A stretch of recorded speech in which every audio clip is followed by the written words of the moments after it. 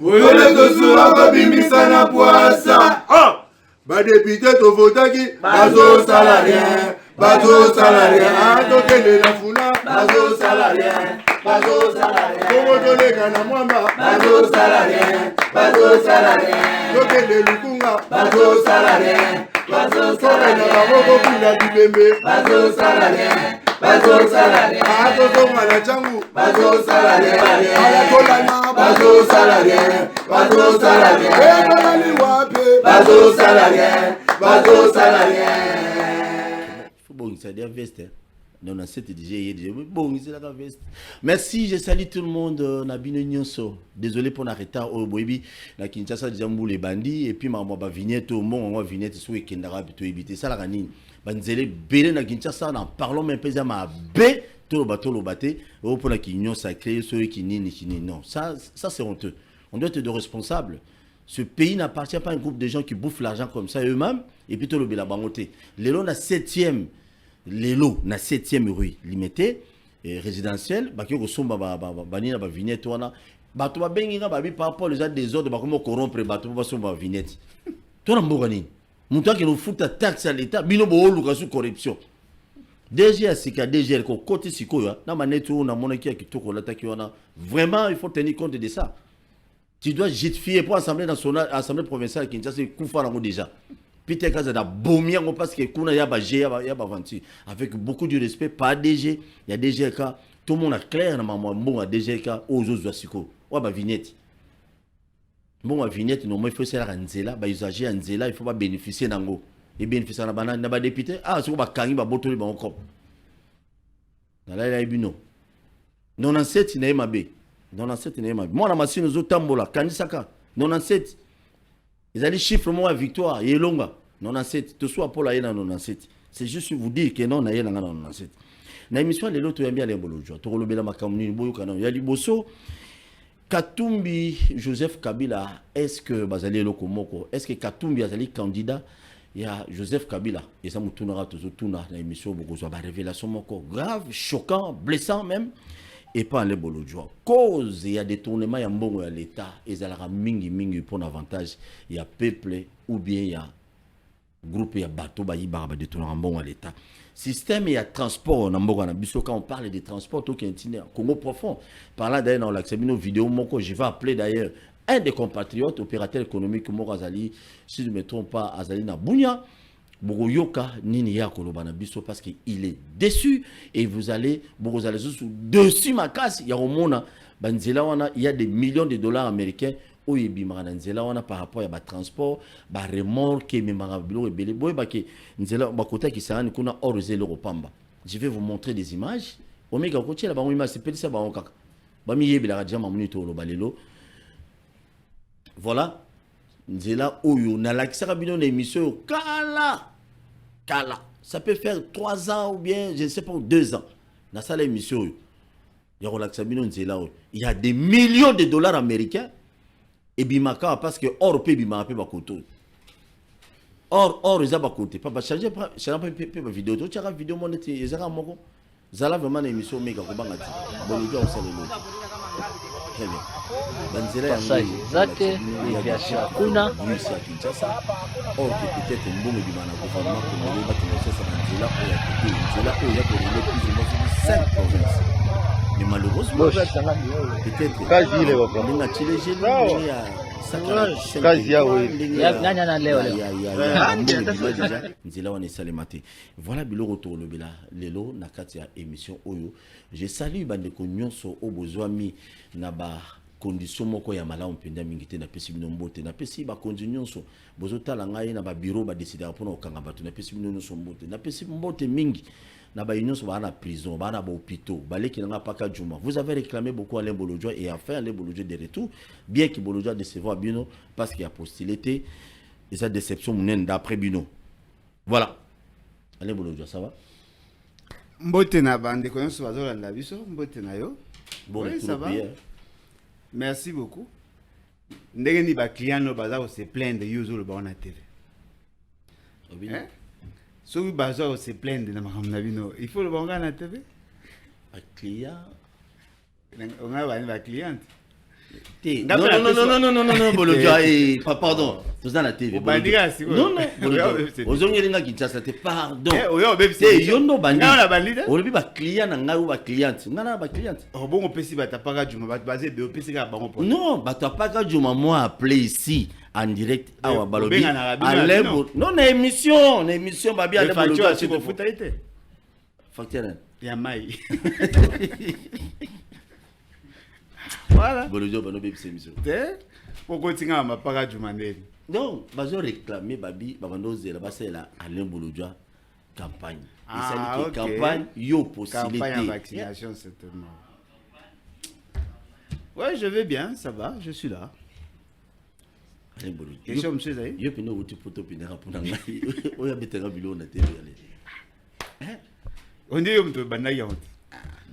So, bah, on attaque à étudier, et peine, parce qu'on botte dans un CP. Ah non, bah, tu as pris du mal. Donc, bah, tu t'es d'après. T'es, yo, nous, le bac, la marque, et tout, le piégé. Non, on a piégé au oh, on a ma casse, c'est ce qu'on a vu. Pas réclamant, puis ne pas ni pas, Bolodja. Pour nous dire, ban limité, théobika, pour n'a pas gagné. Bon, c'est bon. Apparemment, je comprends que notre est vraiment concerné. Tout à la base de ma casse, je comprends. Merci. Il y a un deuxième monde qui met l'air quand même.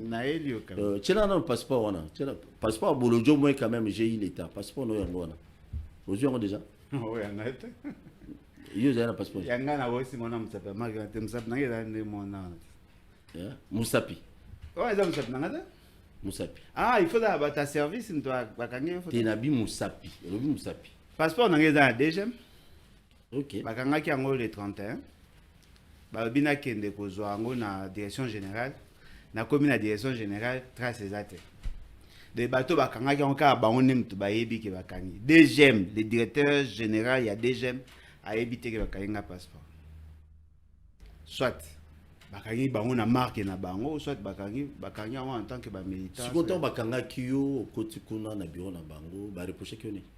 Ti siko ba singelote. Ah et bon yo vanda kuna ka bifanda vanda. Non, mais bifanda vanda siko ngana sani. Na bunda na bango. Bango baza service de l'état. Ba bisinga monsieur Longwana Mulongo yakabo. Na kena obtempérer. Nga to sa mideko.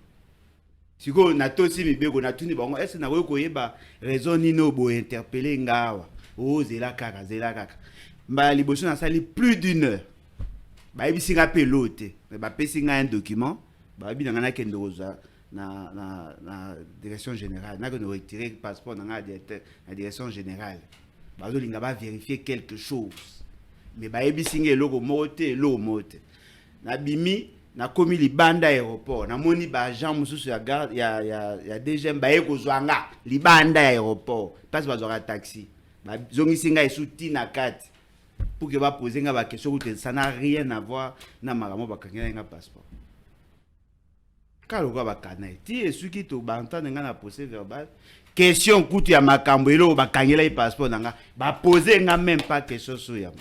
Mais ça, tout le monde a un bac na plateau. Ah, il y a Boudimbo, le bac qui a porté qui au plainte. Yo, Zona Kinshasa, tu seras arrêté. C'est ça. Bon, peut-être ça peut être aussi ça. Ah, désolé. Tu vas voir l'homme. Cédric. Ah, désolé. Tu es là, tu n'as mis tout là. Ah, mais tu n'as pas taille nanga. Tu es à taille nanga parce qu'il y a le bac qui yo, Zona Kinshasa. Yo, au moins, ça y a tu campagne na nanga. Na lungu penanda kunanga na ya pona beta masolo. Doa les afos. Bangombe baza, bakrapo baza, vimba na marque non okoma jamais ta ngombe.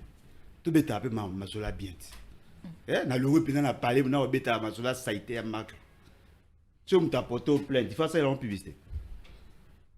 Pour qui on t'a kangata. C'est les plaignants qui a kangaba. OK. Ah, on peut savoir tout ça va valer le ezangati na vende. Mutawa batumsu. Ndeko beta masola important. Et bela transport na fouti le ba mamba atayimo pour la guide nambula ikayelo epe sanga pe kanda ba question anati opposer ba question ba maga atayimo ah na question mbula na Kinshasa non mais question mbula au moins ça va passer de toucher tout le monde et toucher tout le monde so ka bon to bolo baga bakainga oui bakainga yum to iba te ngazana yo bakainga Bolodja yum to iba so bakainga bakanginga po yo lobi ki mutu mora pour ça l'émission et puis ozonga peut-être ça peut arriver c'est là que temps bakanga et puis qui vous dit que ça porter plainte d'accès bakangi mutu oko potenga pe na démontrer makambo kanga yo kanisa pe bakanyo pe aso yo muto ayo porter pe bakanyo oh ok Omega élément RVA s'il vous plaît l'interview faut-il la biso c'est important oui faut le bilango parce que biloko ba syndicaliste RVA baloba ki lobby na micro na biso ale bolojo pesa okanda makasi mina ngala kana nga bandaka mbo isa okufat obi ozaje na kanda no bien sûr mbo isa de ya okufat yo aussi les gars ko ba beto le solo nga viva bloko en chaque jour oso moni état aéroport oso moni dégâts sanitaires dans aéroport nanzela papa ya ga suto ba kombola ya suba ba omoni Kinshasa ngo bona osa assembla bo bongs eza isusu ja fa ngo vone si ate omoni ndembo gezongi salité biso moto dini na boulevard ko banda avant kuto baka ko banda SNSS ti pratiquement kitambo mai na mai plein moi la gib na rivière Fatigo tala mai be na baba o mutu do penga ndo abimi mengane na yoka kino na aéroport njili ndembu les obeta abwe po mbula lelo betinda ndambo ebeta na zigida na tongo ebeta ba koto mususu mais babi ne ba to RV ba isanga ba mbule betika na aéroport edinda kaire moko mais aka plein ba kota piste kono molima mai na province molima inondation na likola l'état c'est normal très bien tele biso élément na tiko lo bablo mususu papa tele kana élément RV oh oui au moins teke mai zo bolojwa tika to na bolanda na ba syndicaliste RV kambo tolingi tolela tozolela na contrat oyo que tozo trouver que contrat oyo ezobundisa d'abord programme ya mokonzi ya mboka oyo esengi ba congolais nyonso bazala na misala mais contrat oyo ezoya koboma misala nde likambo ya munene yango wa non seulement ezoya koboma misala ezoya mpona kobebisa marche ya entreprise bakata entreprise biteni na mboka na biso expérience wana ese salema to assista ke etambola te tozana expérience ya ba entreprise ya minene ezalaka mibimba bakata yango batia bato na chômage mais lelo yo biteni yango etambola te ba entreprise yango oyo ezalaki ndenge ezalaki eza kotambola te bitumba munene ya baja RVA ezali ya kolakisa mokonzi ya mboka ke population ya RVA baza déjà en emploi ezali un des piliers ya programme naye ya ko promouvoir l'emploi mais tozomona ke entreprise oyo à travers bato oyo bazali na intention ya mabe pona intérêt na bango balingi baka faire capoter programme d'action ya mokonzi ya mboka yango nde biso tosengi mokonzi ya mboka atelemela contrat oyo afongola miso na contrat oyo ezotia danger na oyo etali bokengeli ya mboka na oyo etali likolo yango biso tolobi ke mokonzi ya mboka azongisela RVA nani misala na ye ya kokengela nani likolo ya espace na biso ya mboka parce que RVA eza dirigé na bana mboka ezali musala esalemaka na bana mboka biso mutu toyebi pasi ya ekolo na biso ezali bapaya te bapesa musala oyo na bapaya te pourquoi bozobanga le moment il y a 4 ministres du gouvernement central bazana 4 masolo bozobangila toboyi ko loba kolobela na nani kolobela ba ministre individuellement mais tolingi toloba ke ba ministère oyo ezali impliqué na kati tozo senga na bango bazala na bosolo ministère ya transport etangela mokonzi ya mboka contrat oyo na monoko mboka boy po population nyonso eyeba ministère ya finance etangela mokonzi ya mboka contrat oyo na bosolo na ndenge yake batu nyonso bayoka ministère ya aménagement territoire esala yango de façon que makambo biso ba Jean RVA tozoloba eyebana mokonzi ya mboka ayoka yango tolingi balobela ye na bosolo d'ailleurs ndenge biso tozali a biso ba Jean RVA tozana posa yake mokonzi ya mboka ayoka biso de façon que tolobela ye parce que ba technicien ya protection et espace aérien bazali nde na RVA balobela ye na bosolo o ezali na kati ya contrat ezali na danger makasi po na avenir ya mboka na biso ezali na danger makasi po na avenir ya entreprise ezali na danger makasi po na misala ya ba congolais yango nde tolo. Merci beaucoup. Alain Bolodjo Hollandi bande konabisho ya RVA, ce sont des Congolais comme nous. Bazoli là déjà, ils ont une entreprise moko turque d'après Bango, ba yeko signer contrat, il faut ba signer contrat dans le gouvernement congolais pour que non ba les kana ko bongisa aéroport international Njili, mais tant bazo bongisa wana ce qui est commis selon ba clause na Bango za na kasa contrat, ezaki kanangi ba signer donc ba tout le personnel union sur RVA à la porte. Ba komi ba chômeur des deux ba wana ba ko gérer aéroport international Njili na ndenge na Bango ba kozwa o ba Rwanda o ba Uga mutu nyonso a personnel nyonso bango ba lingi ko tia ba tie bango ya même te vont récupérer encore ba espace belé nyonso tout autour ya aéroport wana ti ba côté ba scellé si je me trompe pas selon ti ba côté ba Kinkole ndenge ndeko na lobby président ya syndical ya ba syndicaliste plutôt ya RVA donc ba place union soit ko ça occupé car na entreprise turque mais bango bazo mona ngo qui c'est très dangereux. Bon naza un peu confus parce que makambo levé bonga ya lo bango on a appelé ça conseil lorsque vous êtes en communication ya masse avant ya koloba sur les conséquences il faut d'abord expliquer les faits omoni ou expliquer fait ou expliquer conséquences biso ba auto s'intéresse en analyse to lukato comprendre ce que tu as dit ou la biso mabe lo mo la biso lo kwa ote yonde ko compléter ba élément pour que ba comprendre. Tu peux avoir raison, mais on a comprendre. Il y a les labis qui ont un emploi. Mais il y a un problème en réalité. Et là, quoi, Liboso, moi, Alain Bolodjo, en tant qu'économiste de développement, toute idée de construire un nouvel aéroport dans Njili, je soutiens. Ça, c'est le principe. Mais maintenant, ce qu'on va close, il y a encore négociation, question d'analyse.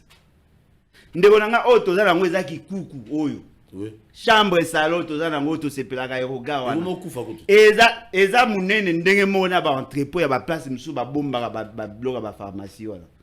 Ça c'est une honte ce que nous avons là. Allez voir en Éthiopie. Éthiopie pays zaka ya passe ya vers les années 80. Ba oya ba temba tonda ke belé na Kinshasa bazo mendier. Allez voir leur aéroport. Oyo bunga na kata aérogar obungi. Ba komo belela ona mikopo ba yisa OK. Lokabo kende bo sala ba oluka yo. Eza munene ba terminaux ebele o muta wekoza wana voyage so sali kaire o commune arrêta obungi place a augmenter te. Tale bele. Plus de 100 avions étaient les mal. Biso kikuku na biso yo. Ba avion penanzela. Soki ba konzi ya malonga ba ye tobuki to bandeli.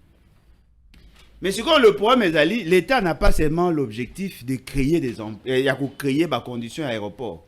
Il faut pas protéger l'emploi. C'est possible que ma PSI va privé, la construction aéroport, la gestion aéroport international. Je ne dis pas que je suis totalement d'accord. C'est possible, bah ça va avoir possibilité à cotonner aéroport à Sikapasi, ils viennent investir et tout ça et consort. Mais il y a d'autres aspects, il faut vous tenir compte. C'est l'aéroport international. C'est une dimension sécuritaire. Ouais. La question à souveraineté nationale dépend de ça. Vous ne pouvez pas donner au privé la latitude de faire ce qu'ils veulent. Il y a possibilité qu'au Yokanaba privé, ok voilà, tel aspect des choses, tel autre aspect, nous nous en occupons. Bino pe boye na bantuna, bino to sangisi ya bino na so bino boye na 60%, so to na 40%. So bino boye na 40%, so na 60%. Pour que l'État a la na misunaye. Parce que l'entreprise qui viendra gérer l'aéroport n'aura que le soubassement, la RVA, parce que RVA a un monopole sur cette question. Ils doivent travailler en synergie. Tant qu'on travaille en synergie, RVA, ma BP a binomoro pe RVA. Et belé a ba TVA ngana fouti depuis na banda ko voyager. Chaque fois tu na okende ba mboka, na ba Équateur, ba Kisangani, ba nyoso wana na futa la TVA. Apparemment vous n'avez pas compris hein. Ce qui boye baka, mbongo wana to futa la TVA. Na mbongo bozwaka en termes ya ba recette. Et bonga ki boye ba ko canaliser yango pour que bino moko bozala na capacité à kotonga aéroport. pour préserver notre sécurité, on va donner aux Turcs. Ils auront toutes les informations sur la situation sécuritaire. Même aéroport, on a autorisé ça et même rappel équipement militaire. Même aéroport, on a batunabiso, bayaka na nengi ya kubata mabale kaka wana. Tokotike la bango, la responsabilité de tout gérer sans que tout gérer. C'est vrai que ton moni accord, on a te poyer mutalobi. Si c'est qu'il dit, il peut avoir raison. La crainte n'est pas fondée dans l'aspect de la souveraineté. Mais là, on a en tant qu'économiste. Au contraire, ce qui est aéroport, on est mis dans les conditions les meilleures. Les revenus, il y a entreprise na bango et komata. Mais malheureusement, yenda kanisi. Non, non, Ndegolanga, toi, on a combien d'aérogars? Toi, on a combien d'aéroports na Congo? Et bon, tu as combien? Ce qui va bongi ces aéroports en Gilles comme réellement international, avec les conditions. Allez voir dans d'autres aéroports, voir Jagat. Au Mona, dans l'aéroport, il y a 1000 personnes qui vont travailler. 1000 personnes vont travailler. Oh, bazali na côté à Bavier Zakoya. Oh, bazak occupé entretien à courant. Oh, kuna informatique. Oh, kuna ya toilette. Parce que dans chaque toilette, oh, vigile hôtel. Parce que dans l'aéroport, dans l'aéroport, Zali. Ba boutique, ba magasin Zali. C'est-à-dire, on peut créer plus de conditions. Ce qui est aéroport en Ebongi.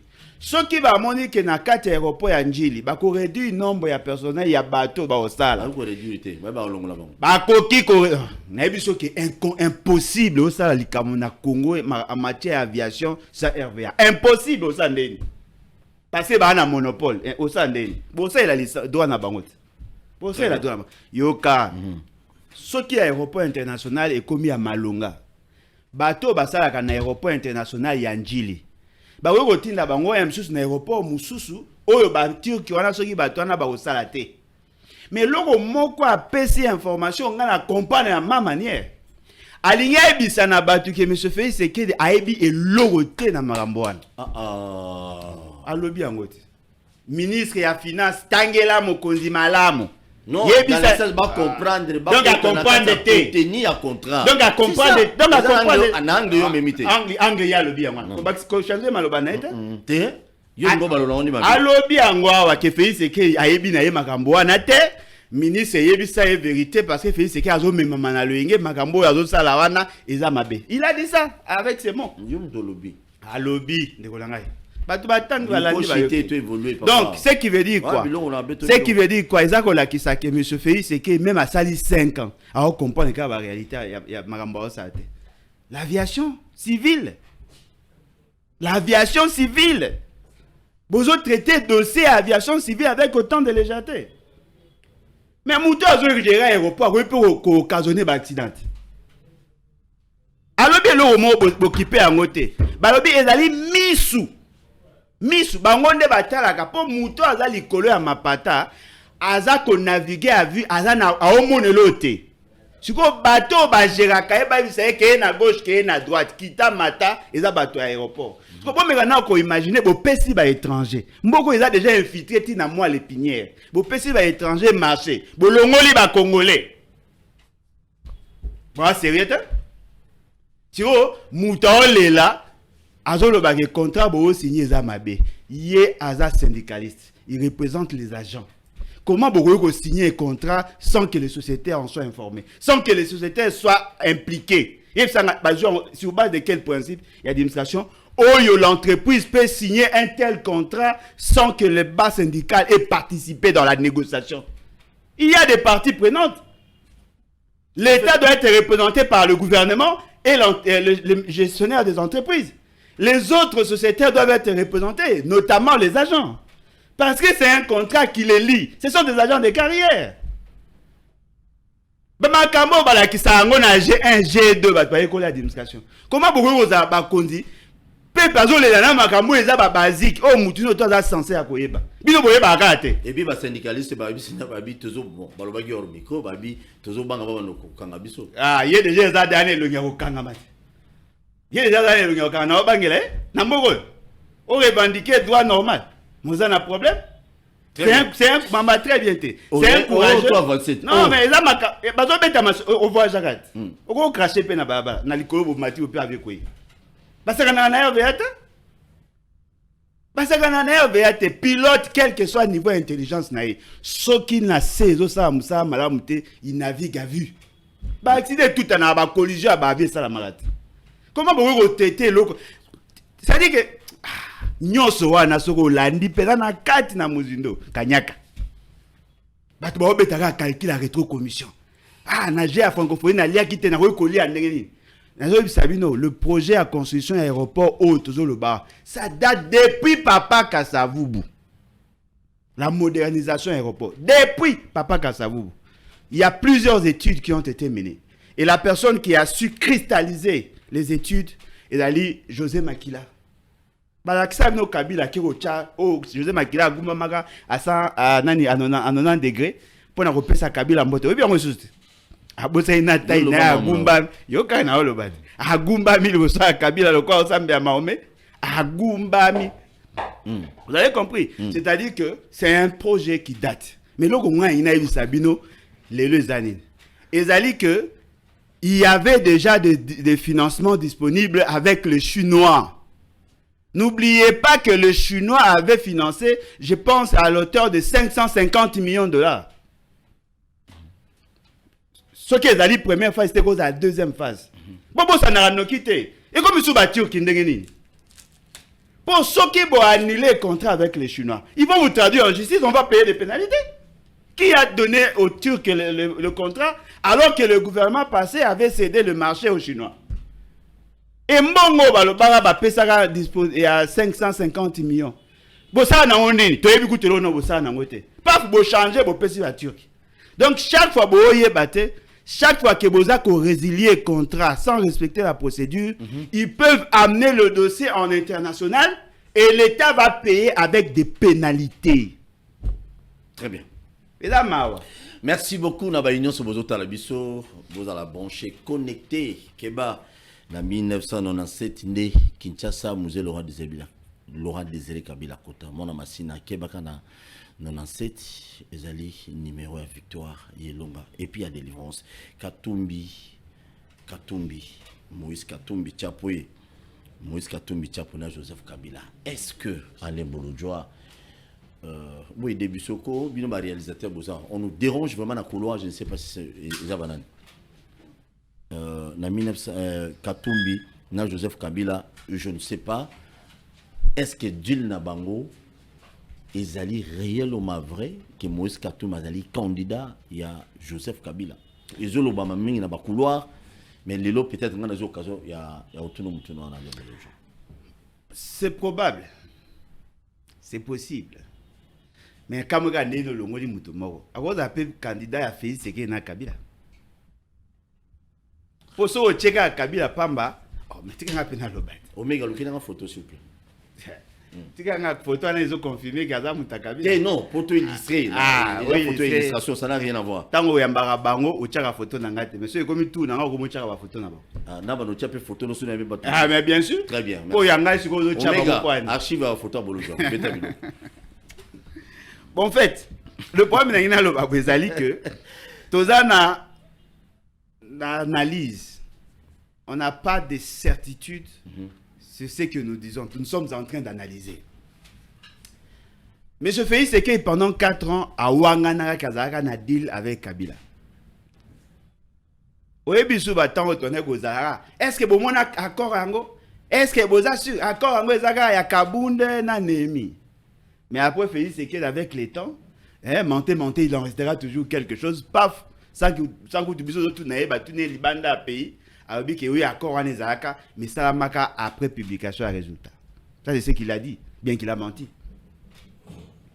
Na accord wana nenge batumsu balobi lokola Nanga, lokola John Numbi ba o bazalaka wana balobi ke accord wana Ezaka ba pesi Félix Tshisekedi bokonzi ye afan de la maki soki maki komeli et pasuki ya longwe nyama wana ko bima abimi yemo ka bandi ko tambola. Félix Tshisekedi a commis ce qu'on a boule ya kolinga afanda au-delà. Maki se pasuki ya lingi kaka afanda ba komi ko tia pression. Soko tali bien Kabila Zaki na posa soit il y a la candidat soit tacha candidat naï. D'après leur deal. Kabila akoyaka lisusu te. Pour Kabila komi lokola kinine. oyo basalelaka yango kala mpona kosoigner malaria. Mais bafanisi yango mabe esali moisissure. Soko omeli ye obeli cancer. C'est-à-dire qu'il ne peut plus être consommé. Même si kombo ekomamika akinini. Ako lukasiko nani akozala dauphin na ye pour à faire appliquer accord bayoka naga na Félix Tshisekedi ofani pendant 5 ans et pour qui. Botala siko na kata ya FCC na bango wana. Bo banda kotala, bo mati bo kiti. Na azana po. Azate. Voilà c'est le. Azate. Ce qu'azana bateau ba makasi kuna soit député provincial dans une certaine mesure député national. Azate. Et l'on musu pe na rappeler na biso ezali que na ngonga ya kala ba grand katangé la notabilité katangaise ba tchaka Kabila pression. Ayambara bango na ferme na moko boye na Katanga. Alobaka je ne suis pas Yondo Yuba Kombo. Alobaka que je ne suis pas le président de Katanga seulement mais le président de tout le monde. Le Katanga voulait se maintenir au pouvoir. Kabila komaki kocha bango pression que a postulé te ba komaki paniqué. Yango moni John Numbi alobi que le jour où Félix Tshisekedi signait le deal Nanga alobi le jour où Félix Tshisekedi signait le deal contre nature avec Kabila, il y avait la notabilité katangaise oyo bazaki représenter mingi na ba militaires et policiers. Ce qui est vrai, le Katanga s'organise pour se maintenir au pouvoir. Kabila dit, pas question. Bon, pas Kabila, de manière indirecte. Batouné Babi, pas question, pas d'enrôlement, bah vous participer à l'élection, n'a marque Wanate. Mais ils n'ont jamais demandé à leur base de ne pas se faire enrôler. Base n'a pas sociologique. Il y a Kabila, c'est les Katanga. Ils vont voter pour Moïse Katumbi. Ce qui veut dire quoi en clair? Ndenge maramboye kende, tozo mona ke Félix Tshisekedi akoki kosala effort à respecter accord au bayokana kina Kabila. Mais pour ko perdre fasté devant Batounaye ba mona kaye le quoi Superman tout ça, il faut postuler à Kende. Ne soyez pas surpris que Moïse Katumbi a proclamé élu Félix Tshisekedi a échoué dans l'élection. Ce sont de probabilités. Parce que s'il respecte l'accord avec Kabila, il faut que le candidat soutenu par Kabila a les cas. Dans la liste, Kabila a plus de raisons de soutenir Moïse Katumbi que toute autre personne. Yango Moni Bazako soupçonné que Moïse Katumbi a coquille cause à la candidat à Kabila. Bon souka na Kabila te a coquille cause à la candidat na Félix Tshisekedi na Kabila. Alors, quel est le rôle de Félix Tshisekedi pour faire consommer Moïse Katumbi? C'est-à-dire qu'on a 13 signataires, il y a lettre. Le papa Pandangi, là, qui était l'initiateur, il y a vision en courant des pensées au sein du bien père. Tellement qu'il n'était pas maîtrisable par Mobutu, Mobutu a préféré choisir Etienne Tshisekedi, qui avait des relations avec lui, pour faire de lui l'opposant charismatique. Moïse Katumbi vient à peine de sortir dans l'Union sacrée. Comment vous bottez la végétariat et l'opposition?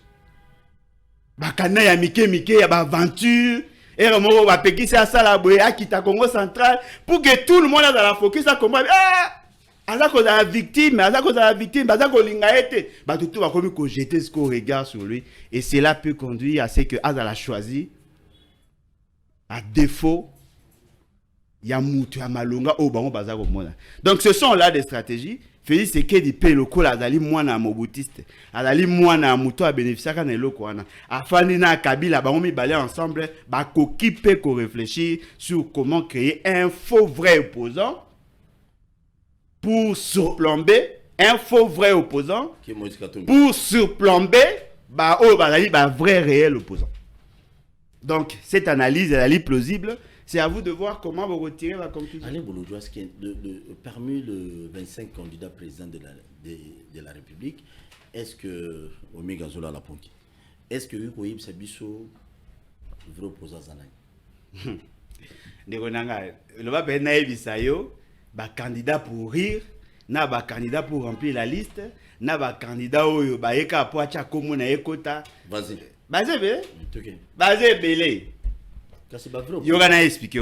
Comment Mouto a soutenu qui programme, projet a fait il n'y a même pas 6 mois. Alors, comme opposant, n'a pas comme à remplacer. Basé Belé. Basé va combien? Bassi, naïe. Moko? Oui, bah, Moko, je crois. Moko, hein? Il y a de cela 6 mois, on a soutenu. Ah oui, bi. Quand même, il était auto soutenir Félix Tshisekedi. Quand même, il était papa na maman sous auto soutenir Félix Tshisekedi. Sangu tuba lo ba pola ni ba boye ba komi lo ba candidat. Parce que so komi candidat, il a dit que Olingi o challenger, Olingi o longola o azana pour que yo remplacer. Mais yo tu ko soutenir Kalamingi était. O komi challenger na ndeni. Il y a des gens qui ont postulé et je suis sûr et certain que Félix Tshisekedi est pour quelque chose. En matière, il y a pas dépôt, il y a pas candidature, il y a pas de moussous. Il est quel numéro? Azan numéro ni numéro d'ordre. Félix Tshisekedi. 20. 20. Ouais. Et la fois passée, il a un numéro ni 20. Le même système Nanga qui continue. Il a tout fait pour Azaka numéro 20. Mais tout fait. Même Moïse Katoum, cette fois-ci, numéro 3. Non, mais il n'a jamais été candidat, lui. Hein? Ok. Mais Faoul, le numéro 21. Non, ma grosse a 21, mais le système est allé. Ngala, c'est numéro combien? Non, lui, il faut l'oublier. Ah, il faut l'oublier. Non, lui-même n'a même pas l'intention d'être candidat. La voix mauvaise est ne fait pas candidat. C'est bon de père et de mère. Non. Non, les tiennes. Oh, mais il y a un gars comme gouverneur. Il y a la Banque centrale. Il y a un gars comme gouverneur de la Banque centrale. Et quand ça, le pays, c'est qui a nommé. Il y a un poste de gouverneur à Félix Tshisekedi. Quand pour appuyer comme sous candidat. Non. Ce qu'on soutient qui Félix Tshisekedi, vous êtes candidat. Hein? Ce qu'on soutient qui Félix Tshisekedi, continuez à soutenir parce qu'il est dans le vent. Parce que quand vous savez que c'est qui s'habille, nous va l'examen, on attend. Mais qu'on peut permettre Félix Tshisekedi à niveau 20. 20 wana bomo na wana ezaka position azaka nango na 2018 wana. Le même logiciel et ça qui va comme à 7 millions 50 000 voix. C'est le même logiciel. Ce qui va nombacher Fayoulou une voix, kune bakisi 0,5. Ce qui va sur une voix, kune bakisi nao ya ye nao ba bakisi ya litabi c'est vimbe système à lever au rabo fait c'est qu'il a gagné avec 52,8%. Ce que bo tuna e banindeni bo luka boye bezati. Voilà pourquoi ce tobaki boki bana baje à l'élection. Tout est biaisé d'avance. Batumsu baza ko ya ko poster, mutazo ya ko postuler 5 minutes avant de déposer dossier azaki na mbongo te. Azo zela, mutu moko ba ya ko pese, mutango azani longa bata pouvoir. So yo zu mbongo ya ko déposer dossier na pouvoir. So non. Oui, ba ba mo za politique loka ba blague. Alors que ba ba ko fa mboge ekufa. On t'a posé les gars na financé par le pouvoir au komona bango ba ko na air moko boy moyen ba pesa bango bonga financement te akotiaka affiche na boîte na ba bar côté ba bandal na ngire konso acheka ba affiche na koto yake na romela depuis président candidat président de la République ce n'est pas vrai kana banganda na belle famille osuka o kwa bimi na 250 000 voix. Quand il y a Mélarando, bien moi qui va aventure en 2006, 2011, 2018, il y a des candidatures pourries. Nous sommes à Juba voir un rapport. Moi, les Ara, c'est un bango voté. Les Kambango, ils ont voté quand un bango pour Abima. À voter, nous avons pas 250 000 voix. Merci beaucoup, merci. Nous avons une élection à série. Mais quand tu vois aujourd'hui, bon, en fait, que ce soit nous les journalistes, que ce soit le comédien, presque classe nyonso ya Congo confondu. Lelo, ba on nyonso ba bi faut ba komara ba député. Il y a d'autres personnes qui disent ezan sala mutezo sala.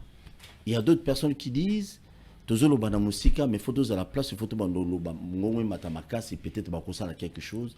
Donc je ne sais pas lecture. Bon, en tout cas bon, on a terme dans le sens moins plus large. Vous êtes tous des aventuriers. Comment ça? Dans le lobby déjà, dans l'explication déjà au départ, dans le sens large. C'est-à-dire quoi? Vous voulez découvrir des choses. Hein? Pas aventurier dans le sens strict. Aventurier dans le sens à moto, à matin à avion, à na découvert ta monde. Vous cherchez à découvrir ce qui se fait là-bas. Mais la moindre de choses. Bon, se conformer au moins à l'exigence. Parce que, et là, au moins, on a remarqué, apparemment, tout le monde veut être politicien. Si la motivation est allée pour faire entendre la voix, Commencez déjà à faire entendre votre voix avant d'y entrer. Yo lo baramagambo ya wana oyingo no lo bate. Tam supo yebi angote. Tu peux être comédien mais ne pas connaître les problèmes ya ba comédien. Yo lo kende. Siko yebi sa ngana moni mwasi moko na affiche a commis nani pour la gratuité des bandes hygiéniques. C'est-à-dire que yo na ko la so affiche ngaza mutatembe. Omega. Ngaza mutatembe. Gentil. Donc gratuité, il y a bande. Soki o chetembe na lakisio. Ngaza mutatembe. A mutai DPS. Ah, on a tout ça. Continuez na. C'est-à-dire quoi? C'est-à-dire que le fait c'est ma cause na vision à Mokuse. La bande génique. Soki o komi na Assemblée nationale. La population te donne 60 mois. Na 60 mois ba pesio, on a pratiquement 1700 et quelques jours au yo au presté. Et tu viens pour un fait aussi bénin. Supposons que le bien pendant 15 secondes, bah tu vas mettre un bon bandémie. Mission Nessili. Yozo Kende, là où on parle de la superstructure, là où on parle de la nation, de l'État, avec la complexité qui est caractérisée, yo pona yo, ozako ya pour le bela comédien. Dites-moi, si tu vas là-bas pour parler de comédiens et qu'il y a une loi qui est là, c'est fini. Ta mission est finie. Il faut avoir une vision globale pour être député national. Ce que Monico a une vision sur un secteur donné, ou il a dit un secteur, un sous-secteur dans la société, de préférence, fait une proposition de loi, va donner à celui qui a une grande vision, à défendre et puis c'est tout. Pourquoi voulez-vous? C'est que moi je comprends. L'appât, ce qui vous attire, ce sont les privilèges du pouvoir. Ce qui vous attire, c'est l'argent. L'humilité. Même des gens qui n'ont aucune vision sur l'État. Tous veulent devenir politiciens. Nakamwe, Moutoumousou Bazako Tchayen, comme on a liste, c'est qu'à pas combler vide. Ah oui, hein? Alors dites-moi, politique à Kibongo, donc. Et Belete Nyonso. Donc pour pas que ça s'aille, il y a la recevabilité, la CENI. Ou bien exigence, il y a suppléant. À Talika face, yo, ceux qui me disent, yo, Rosa, nani suppléant nanga, pas na tanga, bon nanga, occupé ma tanga, qui n'est qu'un bureautique, ça est le logo mobo, y'a un autre chaud. Hein?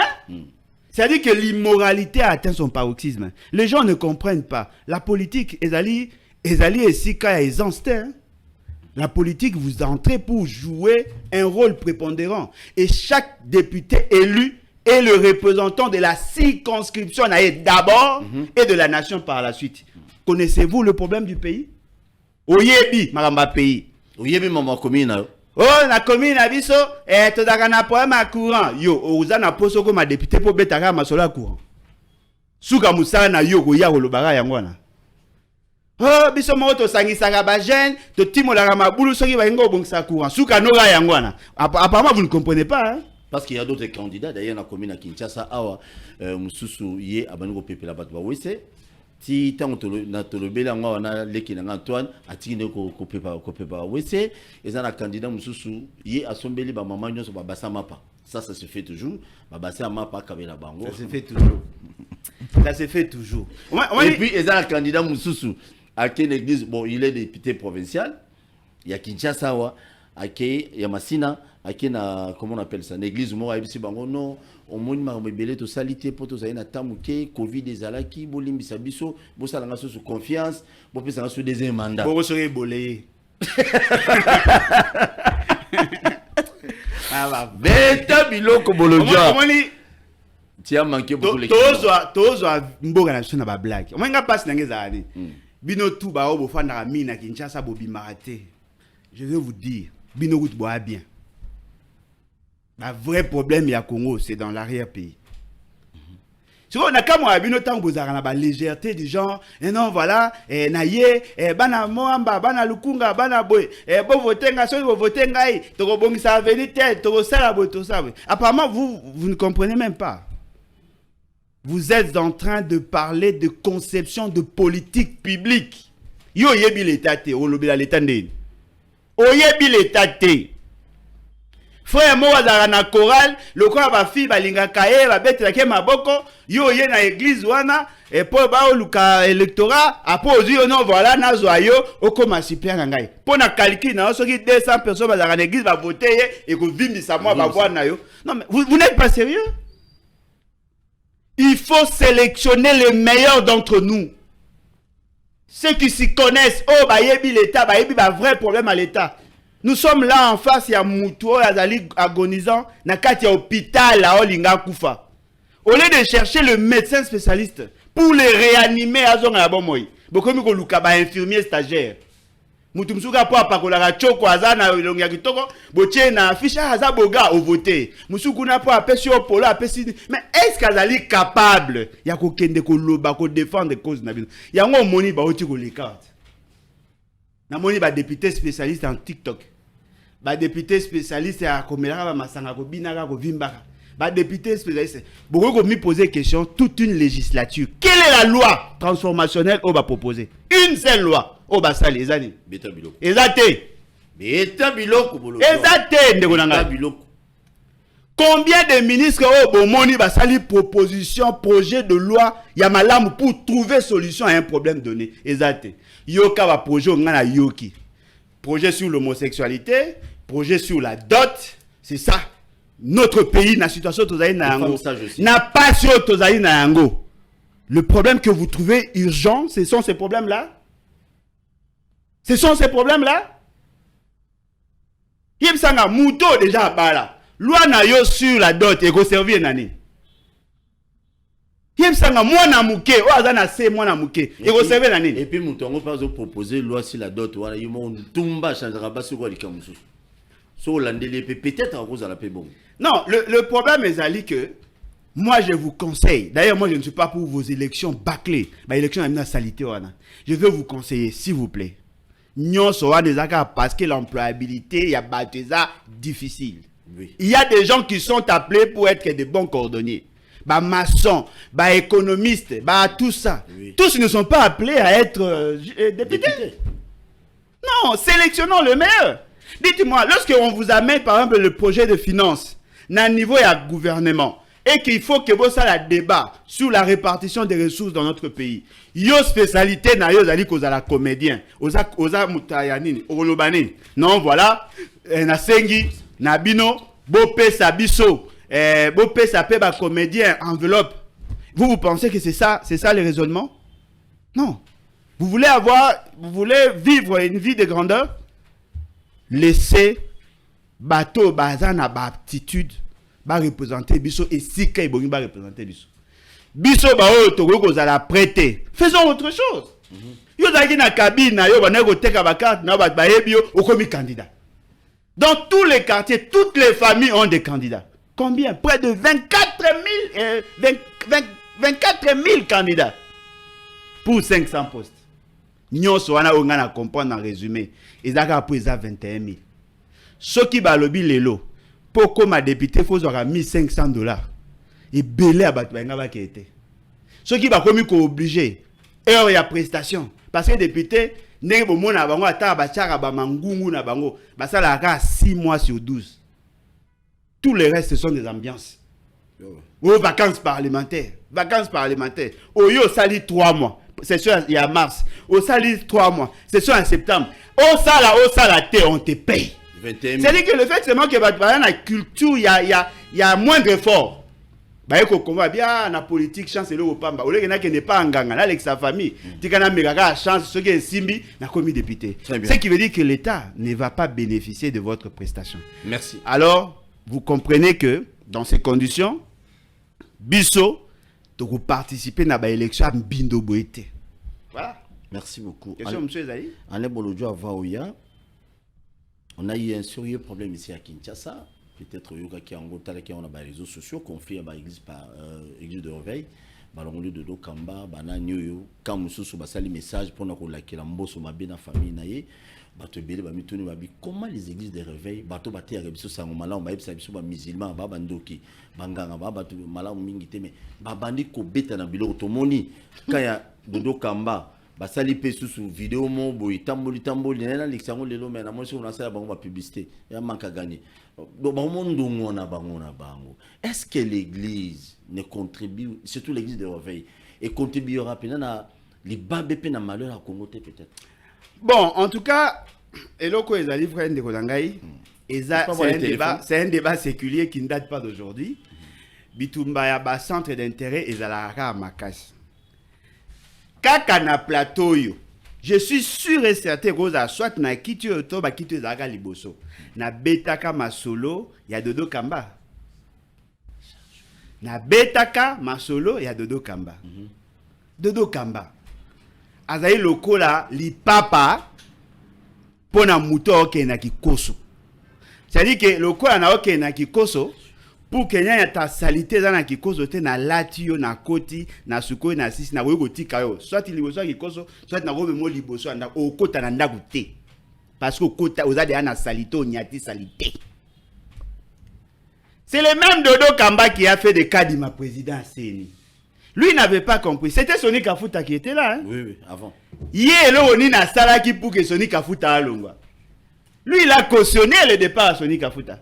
Il a diabolisé, il a tout fait pour que Bachaye. Bato Bachake Banani. Bao papo nani ya soyo nani. Bao ya soyi nani oyo. Seka. Ya soyi. Bon, il y a référence. Il y a pona Tenazo tunande. Papa wana o na bose komo na ye. Na ba kankeza ye consort ba mukuna tout ça. Ba on va komisa ki akoma isika wana ti. Omoni? Mais ceux qui yo aux chrétiens, tu crois en Jésus comme Seigneur et Sauveur. Jésus a dit je suis le chemin, la vérité et la vie. Tu as menti pour accéder à un poste. Ne te plains pas. Oh les lanines. Yo kotaki na ndenga mabe. O bima peka na ndenga mabe. C'est-à-dire que batu ba comprendre que la loi le karma hein eza kolanda. Le lot tozali na loi, la loi de l'équilibre. Au sali mutu mabe kokomela yo. Qui tue par l'épée périt nécessairement par l'épée. Au kotaki na ndenga mabe okobima na ndenga mabe. Yo zo senga na batu ba soutenir yo po ba longo na ndenga mabe. Yo kotaki ndeni. Tu vas passer dans le pays, belé, batterie, basali. Nous, non, mais yo, nous condamnons. Yo canal. Tobenga bango. Tobenga bango ba pasteur par accoutumance. Tobenga bango ba pasteur pour to message ko benga bango ba pasteur. En réalité, pour être pasteur, il faut d'abord être choisi de Dieu. Mais bon, on va choisir de Dieu. On a acte à la désignation. Bon, on a acte à désignation. Non, moi ata signe ata ngembo moko ata elili moko be lobby. Oza ba miracle ba sala wana kumeka ndemo batu baloka yoka nazo ibisa yote ndenge moko batu bakeni na députation nationale ndemo batu bakenda na église kopa so bi kopa obongisa faut juste kopa abeta quelqu'un ba mbaka so ndenge bazana so na zwi moko apesinga $10 par mois so na komi na 200 na 2000 na 2000 lokola na mwasa liboso ya mibale wa koza 100 koza 200 msu na régner bazo investir mingi na choko na bakosi pour attirer d'autres personnes akofana tikanga lobate akofana ba obeta quelqu'un abi bon ndenge za so na beti muto professeur ko simba oza na posa misala na famille na yo za bloqué ndenge oza depuis tongo liete lokola tout congolais aliaka te na ngonga wana et tomber net obi aza mosala nzambe ba coopérant et tabiloko lokola ba boutique ezalation na ba ampleur rebelité lokola ba jemundele ezalation mingi te apparemment tous ces gens là ba comment ba pasteur. Moi je sais celui qui veut suivre Jésus doit se conformer à sa parole. Ba yebaka bango na mbuma ka ozolo ba yebaka bango na mbuma soki omoni muta obenga ma pasteur et que aza ko vivre vie à sainteté. Le fruit de l'esprit oza ko mona ngote. Quitter. C'est un faux. Longwa. Mona benga bina église qui à la maison chaque dimanche. Ko pesa ba tu conseil ba tika na banda ote. Non, il faut pas qu'il y ait une église au bayebi kinzamba zali. S'il y a le vrai. S'il y a le vrai. O ba bengi sami wana. Attends, pas question. Oui.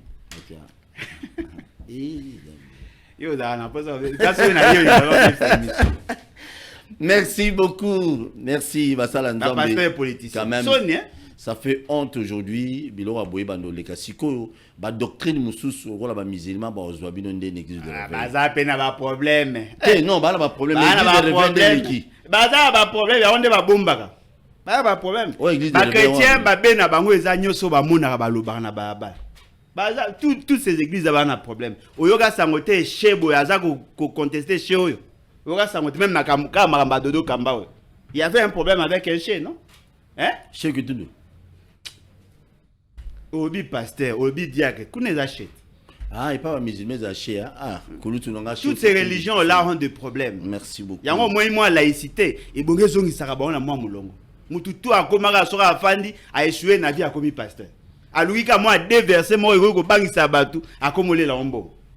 Yo zo sa zo za salaire nyoso zo que no pesa pas pasteur. Pas si na ba di. Non, 10 mais c'est obligatoire, mais il faut que ça n'amoute bien. Très bien, merci beaucoup. Tozolo Belailo Komoko, on a la Kisakibino na débit, ba image ya Banzela Oyo. Quand on parle de Kinshasa, tant on le Congo peut-être, les gens bande comme ça, le Bela Ratika, le Bela. Omega Zola la Mingi. On a besoin de Gonabiso Joseph Abengabiso, Bengabiso le camp direct. Et ça là bien pour te faire la téléphone pour dans Batumoussous. Banzela Bozomona Oyo. Anzela Bomona Wana, Ezali na Kisangani, si je ne me trompe pas, c'est la route nationale numéro 4. Route nationale numéro 4. Tozali na Ndeko Moko, Joseph Dinanga, depuis Touri, je crois, si je ne me trompe pas, c'est Gazali. Ozana Touri Ndeko. Très bien, Ozana Touri na Aro, la province orientale. Bozomo na ba vidéo wana tozo tourner quelques mituna pour opérateur économique azana mitukane kinda kuna OK ndeko expliquer bisona ba image tozo les qui sont en direct ah ouais c'est sûr certains il y a des Congolais qui vont intervenir après yo expliquer biso le problème c'est quoi nzela oyo et les cas na combien de provinces ya mboka na biso pe kinda ngati wapi. La RN4 relie au moins 6 provinces. Ça part de la frontière de l'Ouganda jusqu'à Kisangani, au fleuve. Donc ça prend en charge l'Ituri, Nord Kivu, Otwele, Chopo, Bazwele. Et regardez vous-même dans quel état Zela Wane Zali, on dirait Balabala Wana, DM23 et Balabala na Congo. Mon côté azo kipé ango. Si je vous donne les statistiques des nombres de barrières de fauneurs qu'il y a sur cette route et le nombre de véhicules qui fréquentent sur cette route, le mois, ça avoisine les 5000 camions. Et regarde dans cet état que cette route est abandonnée, comme si on était au Soudan. Alors cette route produit de l'argent. Cette route essaie de renflouer les caisses de l'État avec les taxes, que ce soit provincial, que ce soit national. Comment on peut arriver à être distrait et à ne pas avoir un regard économique sur cette route qui est un corridor très important sur le plan économique et même pour la province et même pour Kinshasa. Parce que tous les véhicules avec volant Mailos qui arrivent à Kinshasa en passant par Kisangani passent sur cette route-là. On peut dire que cette route relie Kinshasa facilement. Pourquoi les gouvernements n'arrive pas à porter l'attention sur cette route? Monsieur Paul Toussoua, ça fait presque 5 ans que nous sommes en train de parler sur cette route, la RN4. Il y a même un député qu'on a essayé de donner aujourd'hui un ministère, je ne sais pas, des enseignants supérieurs, en a fait une démonstration économique sur cette route-là. Et que le Premier ministre, je crois, il a été à Durba, dans la province orientale, à Kibali. Pourquoi ne pas aider aussi cette population et aider aussi les chefs de l'État qu'il s'est fait réélire sur cette contrée de la République en aménageant cette route-là? Ça aiderait la province qui semble être enclavée en produits de première nécessité. Comme par exemple le maniement vide de Kisangani. Et si cette route n'arrive pas à alimenter Kisangani, le maniement a des problèmes. Les Bazouélés ne trouvent pas sa provision à Kisangani. Les Otouélés, mais ça ne va pas. Vous êtes les gens de médias, vous êtes en contact avec le gouvernement à tout moment. Essayez de leur montrer ces images. C'est comme si ce n'est pas dans la République. Moi, je commence à qualifier cette route-là de M23. qu'il faut attaquer, qu'il faut négliger, qu'il ne faut pas porter l'attention. C'est pas correct. Mais Joseph, dis-nous un peu. Au lobby à barrière, moi au lobby intéressant à ma casse parce que. La barrière à fond et rebandi na sortie à frontière na magi na aru fond et rebandi wana. Et cause à la combien à peu près? Et cause à la combien à peu près? Zelana bandanano, magi à Golia, 1, Pataki, 2, Muzipela, 3, et Commanda, 4, et Poulou, non, Mambasa, 5, et Poulou, 6, et Avakubi, 8. Mais Joseph, Ezebele, est-ce que déjà ébélé. le montant c'est combien que vous payez régulièrement dans la barrière Union Soana? Na Foneur précisément. Foneur prend $200 pour les camions avec un acier de 16 roues. $200. Oui, par véhicule. Et les taxes provinciaux d'entretien routier, c'est $1000 pour l'Ituri. Et dans le bas de l'Est, c'est $1800. Et à la Chopo, c'est $300 par véhicule. Ah bon? Oui. Mais ce que bino ba utilisateur et Nzela, vous payez les taxes, mais Nzela ba ça la kate. Pourquoi vous continuez toujours à payer les taxes? Vous savez, c'est ça le plus grand problème que nous avons, nous les opérateurs économiques.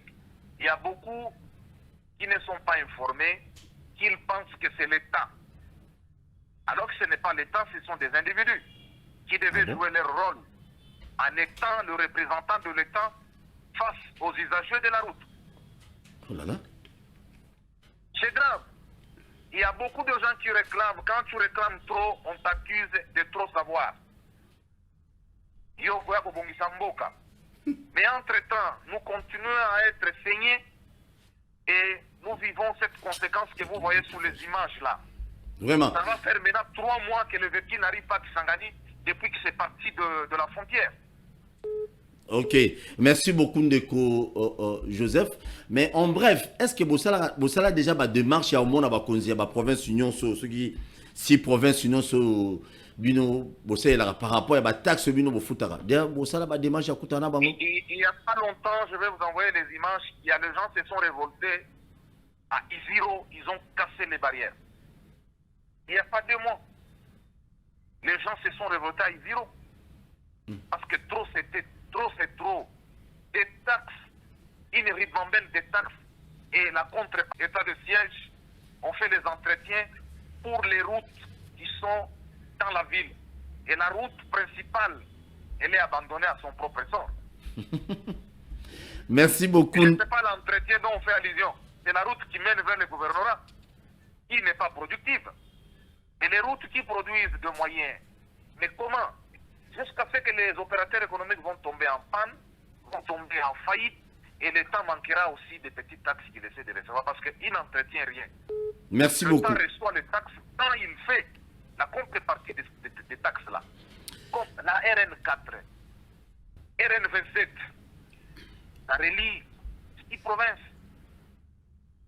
Mais c'est pas normal. Ndela oyo hormis la province Union Sezo le Kawana et ezo keneti Burundi je crois. Non, si on peut prendre le prolongement de cette route-là, ça va jusque dans le Nord Kivu. Ça va jusque dans le Vanyema. Ça va jusque dans l'autre province, les Bazuélé et la Chouapa. C'est cette même route-là qui continue. Merci beaucoup, Ndeko Joseph. Bon, télé maintenant, Makambo, tout ça, on a permis la campagne. Il va poser une question là-bas et lui. Oh, il y a la province, on a basara musani na kini. Donc, pour les maillots, on a Thomson et à bloc. Merci beaucoup. Merci. Merci, Ndeko Joseph. Je vous en prie. Merci. Oui. Je tiens à vous rappeler, Azan de Ronabiso Joseph, un opérateur économique qui m'a contacté. Il y a déjà une émission une fois dans le Lubumbashi. Il nous a contacté à lui, Tomé, qui est un peu comme le Bélaman Moanzela, route nationale numéro 4. Bomoni Koma est à Nzele, Zaleli. Il y a un tout le bino va député pour Kouan. Bino va député à Kouan. Boyaka, Toloba, Toloba. C'est surtout l'obio, comme acharnement. Oh, Nani. N. Oh, tribalisme. Comment outrage là-bas député? Non. Ça, ce sont des choses. Boye Bovandi, Bolier 21 000. Ngana contre Binote. A cop na bino nengo bolojo lobby. Mais il faut avoir courage à koloba ko telemela makambo yo.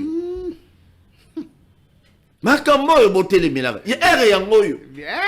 Ere yango.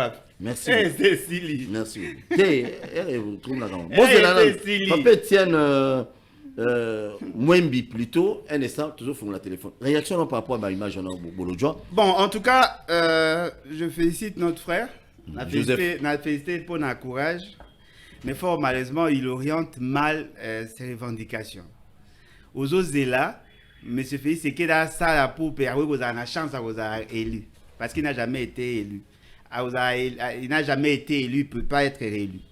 Vous avez souhaité, vous avez zélaillé. Non, c'est lui le problème. C'est M. Félix qui est le problème. Ndegonanga, je vous regarde droit dans les yeux.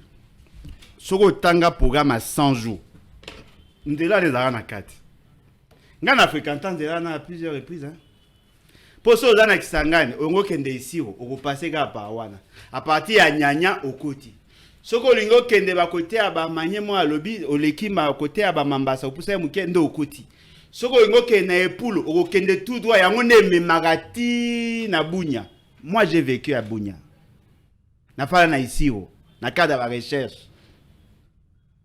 Naebi Ndela wana. Ndela wana nde permettra carburant et outara na Somalie pour les resika. Ce qu'on m'a dit, baby, ici il y a un problème de carburant, il y a un problème de ciment, Kisangani il y a un problème. Avantage mouké abata Kisangani les années. Bazoa karavitaillement à biloko outara Kinshasa à partir à fleuve. Mouto alana ici ala essentiellement enclavé. Pour Kaya, il faut l'ongwana au Kisangani. Au commune à Nyanya, à partir à Nyanya, au Jusiko, au Mutuka, 232 km pour Komana ici. Avant Komana ici, on est au Komisko na Wamba. Nous sommes soit à droite, soit à partir ici au Pokende, soit au Kena na Kibali, là où on exploite de l'or. Moni mbo to beta na isika Sukimo eza. Mbo to beta isika Kibali mining eza. Isika ba or. Omoni ba isika ba or ba osilika ba nanga ba osilika e utara nde kuna. Omoni ba Emirat o ba pesi bino ba tenir au ça qui va défiler de mode à la garde républicaine e utara nde kuna. C'est-à-dire qu'il y a des gens qui s'enrichissent alors que la population n'a même pas de route. Neto lo ba bwe so omoni zele komi bwe. Saka sime ko koma $80 kuna. Mulanga bien ko koma $10 kuna. Les gens ne voient pas. Parce que mon aspect par rapport à la beauté. Alors qu'on insiste sur l'importance sur le plan économique. Plus il y a des difficultés, le camion est obligé à décharger, à louer la moto. Moto à 232 km à sali 4 jours dans Nzela. Parce que les bébés. Au goût à l'accès, ça bien. Nous avons imaginer à Yaranango. Moko gangati. Libulu kame tondi balongoli potopoto balongoli potopoto bache banzete baleki à force à kotimola et comme esika mo bwendele tika likolo tika likolo oza na kati ya quand même mutana mpanza o monote kame eleka na kati po bango baza na cuvette. Vous comprenez? C'est comme terre na bango ezali argileuse mbula so ebeti efandaka nde na katikata nzela eza ko bebisa melo eza pasi na programme à 100 jours eza batia kambongo na programme à 100 jours balia mbongo ya programme à 100 jours bafutaka ba impôt ba taxe ba ressources propres ya province eza ko mona te leki ananga na otu na nani na komo nani na otu ele gouverneur akoko ibisa biso ya zwa la rétrocession ya combien? C'est déjà les taxes ici qui na otu ele on paye $1000. Il y a non par véhicule, côté monsieur 200, côté monsieur 1800. Non, 200 wana ezali droit à péage. Oh, kuna eza pona ba vignette. C'est terrible. Donc nazo bisabino que il y a des millions de dollars américains pour un lobby par mois et cause à la 1000 véhicules ne roleka ne rosela. Non mais wana ya calculer o ya ye. Bongo facilitation et pesaka pour que ba or ba diamant pour kuna diamant ezebele or ezebele. Et bimaka banzete eza wana ebimaka bozo imaginer conditions de vie à Batukuna ba camion oyo longwaka oyo ko longwa Goma ko longwa ba mboka nyonso twana po ya na ba pomme de terre na ba poireau et ya ko teka mana Kisangani ba camion ne kanga ba pomme de terre neza ko pola ba to ba vivara kuna ba osa ba perte parce que ça ba produit périssable. Mais nous parlons là de combien de kilomètres? 750 kilomètres seulement. Negonanga Kisangani tina Bunya 750 kilomètres seulement. Ce que tu as extrapolé, tu as à 2 millions de dollars. Avec 1 milliard 540 millions de dollars, on a cette route asphaltée. Tu fais des kimia. Il y aura ce qu'on a dit ça. 700 millions de dollars en programme à 100 jours. Ah ouais, bah tu vas dépenser 324 millions à budget à francophonie pour que va se passer à français. Programme à Chile, programme à gouvernement, c'est-à-dire que mbongo ba yibi et on va tonganzela en macadam parce que le fait seulement que la terre wana il y a des intempéries, la terre wana est argileuse, tant qu'on va pas construire en dur de là na ekokufaka kaka. Personne n'a une vision sur ça. Si vous mandez Sili, on peut ça faire c'est que conseil à bon ça. Merci beaucoup. Maman, merci. Il faut en conclure. Vous en conclure, il faut en conclure. Conclure, bien gentil. Ngonga kutolo sambelo sepabi nzabe merci mande komi na suka ba kende. Bato malonga ba ya o ba ko na vision. Parce que nega utukolo bana. Cette route là, yango ne reliera kendara à partir ya base on a nde sangisa Kisangani ti Équateur. Vous comprenez? C'est une route très importante sur le plan économique, mais la bosse même sur le plan sécuritaire. Parce que la base, il y a Makassi, il y a Armenabiso na partie Est. Pour tout ça, il y a un pôle de développement, il y a un pôle sécuritaire. Nengezawana Kisangani et la Ligue capitale, il y a pôle nord-est. Il y a Congo sur le plan économique et sur le plan sécuritaire. Ce qui te lingi to réagit par exemple na ba beni Goma ba anja na biso ko longande nzela wana po ekende ko intervenir na ba beni wana po bango kuna po koma kuna faut passer par avion ou soit ce que l'équipe à partir ya Maniema po Maniema za relié na ba Kasa et consort et ko niveau à Katanga mais ndenge ba organiser armée depuis mundele bango tout ba contact na Kisangani bo isoler bango na Kisangani. Yango boza komona o ba bengaka on a bengaka balkanisation économique. Le fait c'est que bo isolé pour ceux qui de l'année baby ba là ils sont en contact na l'état té. Ba comme ce qu'on dépendre mingi na Kenya, Uganda, Rwanda. Sucre mungwa gilette tout ba o dépendre kuna. Ba o teka kuna mbongo ya Rwanda ya Uganda neza kotambola kuna. L'état n'a plus le contrôle. Voilà pourquoi vous trouvez la situation sécuritaire, toi on a difficulté à résoudre pour toi on a lien na bangote. Si vous opinez que là vous soyez beaucoup. Merci beaucoup. Merci.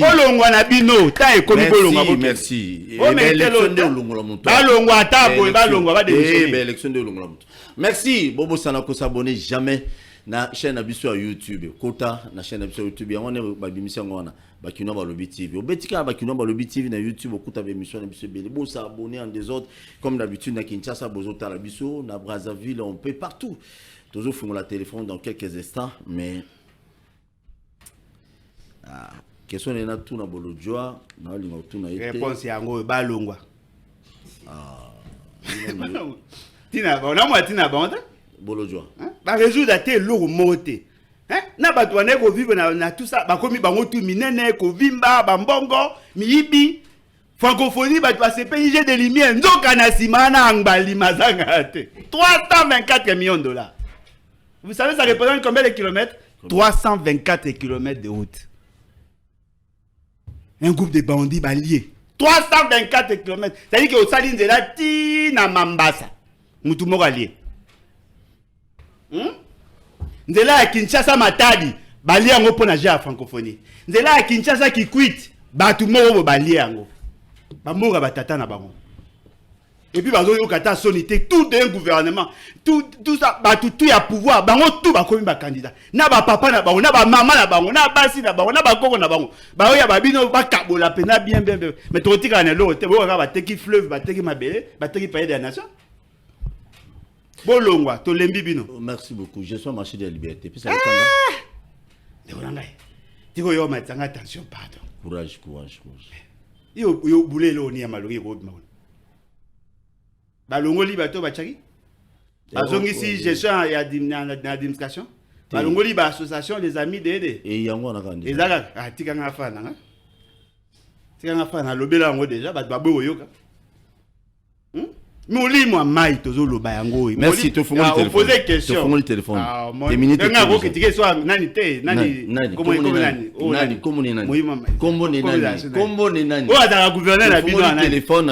un problème. C'est pas un problème. Tu fais le téléphone. Merci. Yoka appelle à Liboso. Allô, bonjour. Oui, papa, ben biso api comme on a. O ben biso api comme on a papa.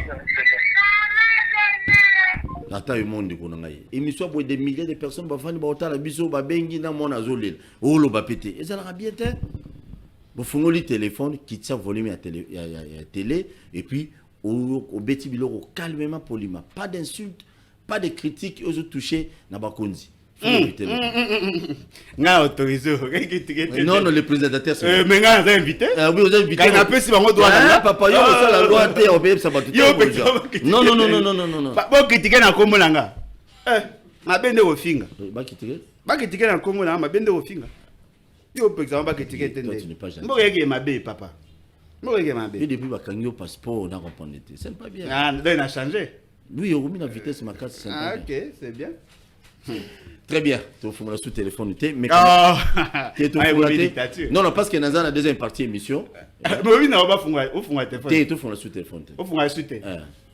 Parce que bon, Omega, tu peux ces 5 appels hein. Ah, vraiment. Babi, tu peux ces 5 appels et vous allez une bonne chose. Merci. Mais il faut tout cas parce que nous tous aboyés, tu petit programme. Non, il n'y a pas de problème. Allô, bonjour.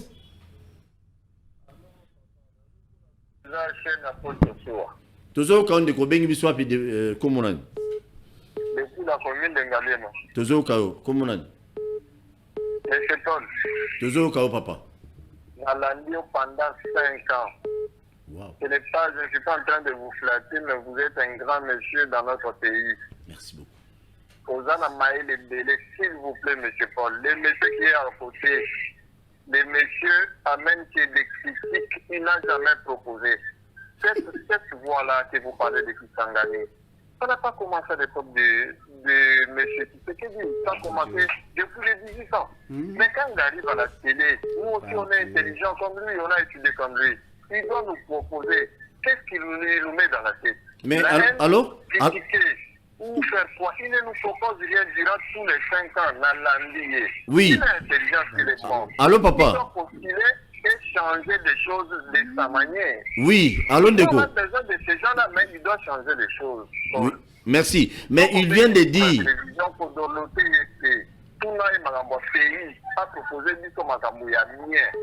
Moi, je ne lui comprends pas. Il les critique seulement. Tout. Kabila, mauvais. Si c'est qu'il dit mauvais. Mais l'homme, il a le poste. Merci beaucoup. Nalobi Boyandeko. Par rapport à Yanzela, route nationale numéro 4, je crois à Lobby Nakati il y a 100 jours. Mbongo nango pe bimara po basala yango mekina na passé composé. C'est ce qu'il a dit. OK. Et là on a zo décrié yango on. C'est bon de décrier, mais mon problème c'est quoi? Je sais qu'il est intelligent. Adima est sec dans l'université ou bien à l'école, mais on a besoin de son intelligence dans la nation, la mission. Merci. Et non seulement critiquer sans proposer. Ça, ce n'est pas tout, il doit changer les choses. Merci beaucoup. Ne faisons pas la politique de la haine. Merci, papa. On lui vient en aide avec son intelligence ou avec son argent. Tout ce qu'il a, c'est l'intelligence d'abord. Merci beaucoup, papa. Merci pour l'intervention. Tout ça, il doit changer. Merci. Ayoki, merci. Merci beaucoup. Allô, bonjour. Allô, bonjour. Allô, bonjour. Je peux venir calmer. Le tigre n'a pas m'appelle. Oh, bah ça la bonne côté. Allô, bonjour. Oui, au Bengi Bissou Api Komonan. Bonjour. Bonjour. Au Bengi Bissou Api Komonan. La Bengi na commune Massina. Bonjour, Ndekolanga la sepeli na émission na landango makasi. Mais kitana no volume ya, kitana volume ya télé, kitana poto sur la bien. Na kitisi yango nyonso, na kitisi Beta biloko. Beta biloko. Na beti biloko ndeko wana oza mpanzi na yo na aza eloko aza eli makambo azolo beza asulu ebongo ko divule pour la ndeko wana lo ba beti bwana nini wana ndutu wana eza na valeur à 100 jours ayedi yango ndeko wana ba yedi yango to ba parti to na nani muluba te to za la nani te ndeko wana mbongo bima na 100 jours wana les gens français na nzela wana bamoto bimaka biloko ebele batala mituka ye moko ozotala te ete nzela ya kutu wana abetela mo lelo maboko merci nasepeli na nzela wana efo azalaka kaka yo mpe nani journaliste ezalaka kaka na émission wana merci merci kobombaka te frère so babe ezali tolobaka te mbo talaka eta kutu wana ye lelo babeta ndeko wana maboko tala eta kutu wana leta sufa na nzela wana na merci beaucoup. Merci papa. Merci Bandeko monsieur d'intervenir. Merci. Dans la deuxième partie émission. Oui, mais Ndeko peut-être à Bengi Moutali Bosso a lobby le contrat été. Il s'est attaqué quand on a bolodjoa. Maintenant on a évisé que non bon bimran à 100 jours. Hein? Ok moi langage échange qui. A lobby peut m'a BPT. Allô bonjour. Allô? Oui, au Bengi Bisso puis comment on a. Bonjour Ndeko, boni bino. Nzama zo batela. Na Bengi na masina na quartier na masina na quartier de Komolani. Komolani Trésor Ilanda. Trésor Ilanda. Beta biloko. Biloko na beta eza biloko ngana na peti moto na ndoko bolonto na lela effort so bana chango to lela effort. OK. Merci. Yo pete na biso chango oyi ndezalaka. Kitoko. Oyi photo na Bekatef eza na route Bekatef wana. Embouteillage batiaka pa major wana kokumesa masina na yebisi ya kosakana te ndeko toyaka masina wana oyebi bakaminion minene bomepele peloko wana te vraiment est-ce que mbongo tokena kaka idekete bomba ngo soni.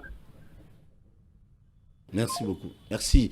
Mais les Cambouana, ça n'a rien à voir avec l'IDPS, mon cher ami. Bon, ce qui est vrai, vous avez totalement raison. Sur le Longwe, n'a venu à ce ministre qui a bien mon bois, n'a pas na sur le ministre qui a bien sur le Longwa, tout le Longo là pour l'inviter.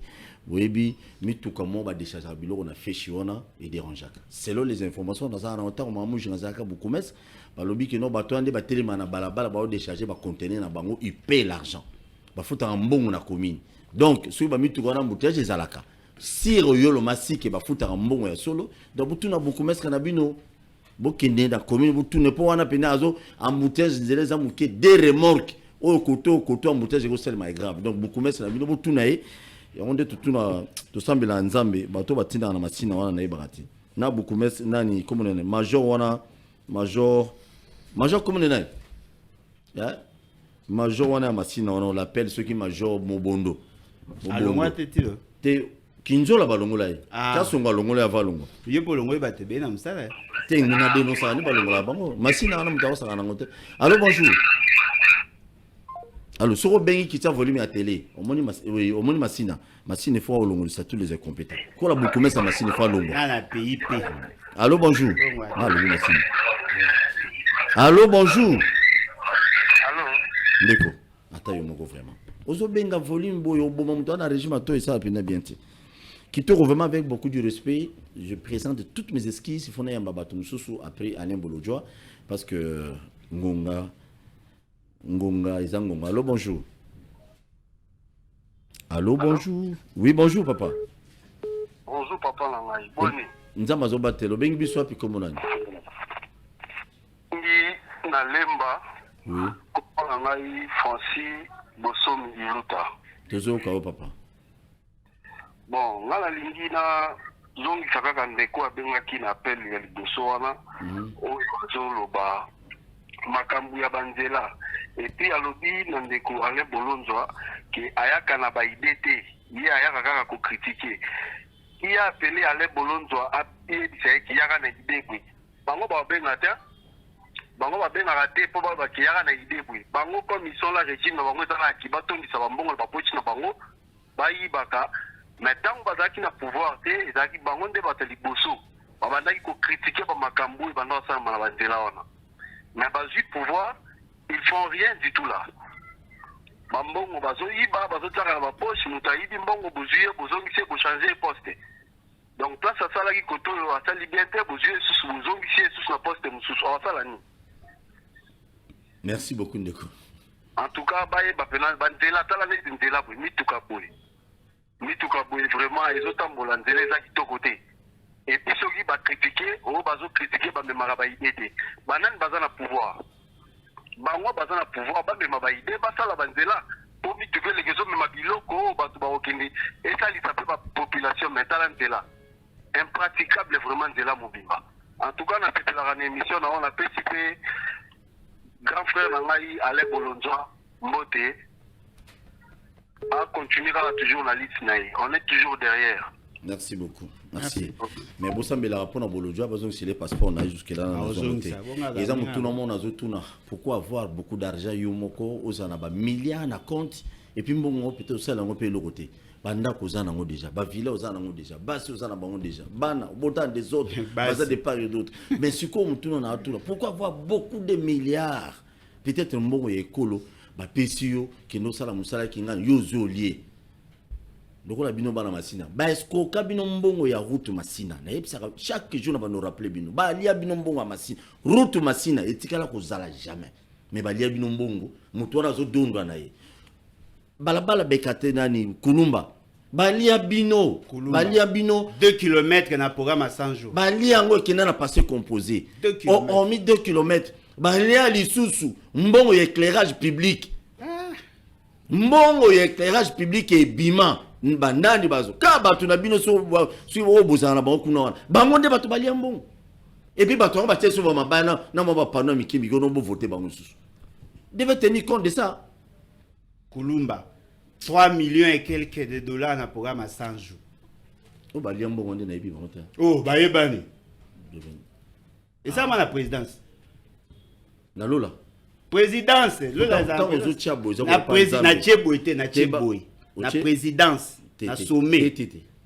Institution changer misapi. Na Tchakiboy. Bolonjoa Tchaboy. So Tchaboy. Na Tchaboy na Tchaboy. Tchaboy. La présidence de la République a initié le programme. Papa, ngai kunanga na yo. Ba meli. Ah wa ba critique kuna te. Bonanini. Merci. Alain Bolonjoa zongi to années semaine prochaine si Dieu le permet. Ba élection ezali ndenge bato bazoloba o ba postuler au milieu. Yo animo 79 éviter que l'élection là. Oui. Est-ce que vous déposez de dossier non éviter que l'élection là. 79 te ba bisinga on dit 97 une soit comme ça. Merci. Ah 97. Merci beaucoup. Na pesi yo kanani mon 97. On va me déranger ngai. Vous êtes belé, ou à tout moment la neige ça ya wende. Merci. À tout à l'heure, deuxième partie à émission à tout à l'heure. Merci beaucoup. Na Congo to telema to lobela mboka